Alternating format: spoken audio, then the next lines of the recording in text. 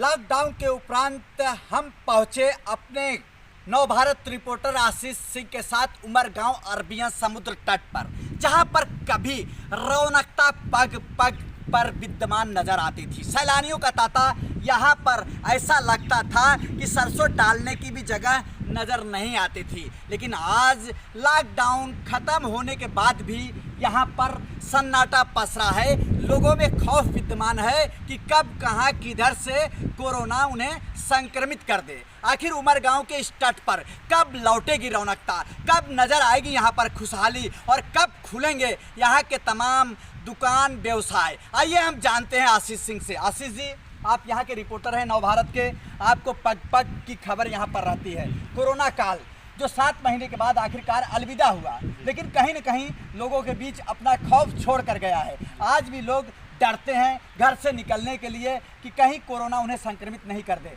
उमरगांव का यह तट कब यहाँ पर लौटेगी खुशहाली, कब लौटेगी रौनकता? देखिए, अभी केंद्र का और इनका राज्य सरकार का गाइडलाइंस आ गया है कि धीरे धीरे चालू किया जाए, पर अभी कुछ रीजनों से यहाँ पे जो जिला कलेक्टर है उनने इसको रोक के रखा है। पर कुछ ही दिनों में संतोष पांडे जी, आपसे हम बात कर रहे हैं कि जल्दी से जल्दी आपको पुरानी वाली रौनक और अच्छी तरह दिखेगी, क्योंकि हमने भी अपने जिला कलेक्टर और अपने प्रशासन से लोगों से बात की।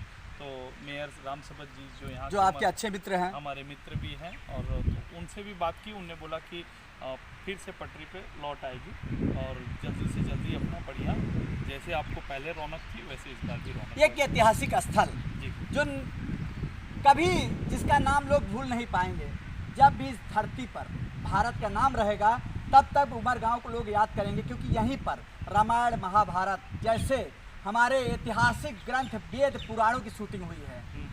इस स्थल को एक बड़ा प्लेटफार्म फिर से मिले, क्या रहेगा प्रयास आप लोगों का?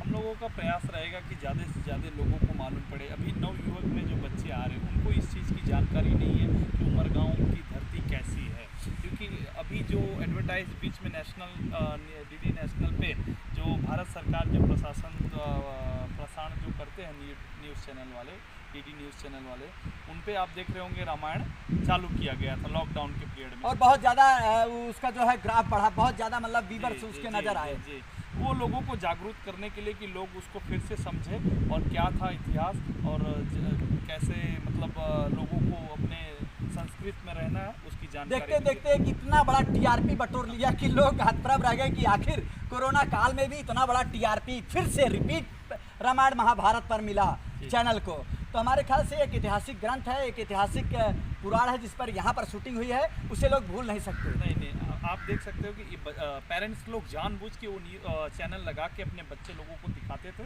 कि रामायण देखें और हमारे बच्चे लोग कुछ गुण और कुछ संस्कार सीखें, और जिससे उनको ये पता चला कि उमरगांव में ही शूटिंग हुई थी। इसी की वजह से आज हमारे संतोष पांडे जी जो ब्यूरो चीफ हैं UIA के, और आशीष सिंह, हम लोग यहाँ पे इस धरती पे आए हैं जायजा लेने आए। तो हम लोग ने यहाँ देखा कि एकदम सन्नाटा है। फिर आगे हम लोग बात करेंगे, बात करके इसको अपने फिर से उसी पे लौटाने का प्रयास करेंगे। शुक्रिया आशीष जी, आपने इस तरह की जानकारी हमारे चैनल के मार्फत लोगों तक पहुँचाने की कोशिश की। मैं आपको दिखाना चाहता हूँ, बताना चाहता हूँ कि मैं उसी स्थल पर हूँ जहाँ 1989 में रामायण जैसे ऐतिहासिक ग्रंथ की शूटिंग हुई थी, जिसने देखते ही देखते पूरे विश्व में टीआरपी का ऐसा ग्राफ बनाया कि आज तक उस ग्राफ को कोई तोड़ नहीं पाया। लॉकडाउन के भीषण काल में भी जब एक बार फिर से रामायण का प्रसारण दूरदर्शन पर किया गया तो देखते ही देखते वही टीआरपी दूरदर्शन ने भी बटोरी और फिर लोगों को इस बात की तरफ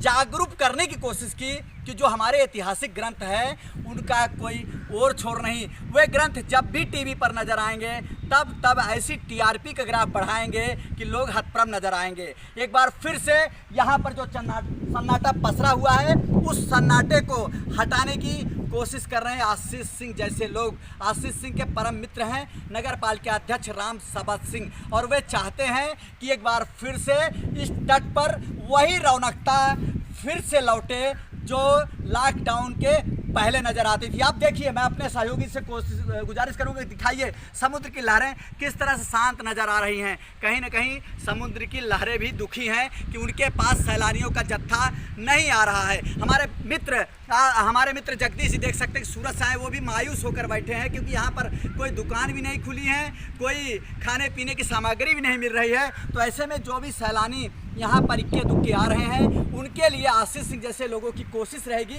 कि 1 2 3 4 दुकानें खुले, क्योंकि लॉकडाउन का पीरियड धीरे धीरे भारत से ख़त्म हो गया है। अब हर किसी को कोरोना से बच कर ही जीना होगा। यही सोच, यही समझ के साथ एक बार फिर से इस तट पर रौनकता की गाड़ी सर पर दौड़ने के लिए तैयार हो चुकी है। बस इंतज़ार है भारत सरकार और राज्य सरकार की उस गाइडलाइन का, जिसका फरमान बस 1 ही 2 दिन में उमरगांव के तमाम विभागों में पहुंच जाएगा और फिर से यहाँ पर वही रौनकता नज़र आएगी जो मार्च में नज़र आती थी। कैमरा पर्सन लीला के साथ Santosh Pandey, voice of UAE, Umargaon.